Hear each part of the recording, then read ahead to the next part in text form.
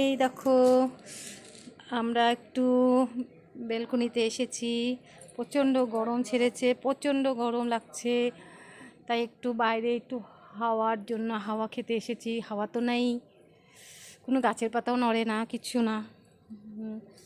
এই দেখো দিনের বেলা এখানে আসতে পারি না, প্রচণ্ড রোদ্রের তাপ, আর নিচটা প্রচণ্ড গরম হয়ে যায়, রোদ্রে বেরোনো যায় না দিনের বেলায়। এই জন্য এখন এসেছি। এই যে দেখো বাবা আর মেয়ে এখানটায় একটু বসে আছে, আড্ডা মারছে। মেয়ে এখন রাতে 11টার সময় শরবত খাচ্ছে, ওর খাওয়ার কোনো টাইম টেবিল নাই। এই দেখো নারকেল গাছ আমাদের সাথে, ব্যালকনির সাথেই দেখো নারকেল গাছ, দুটো নারকেল গাছ। দেখো ওই নারকেল গাছে অনেক ফল এসেছে। এই যে এটা তো অল্প।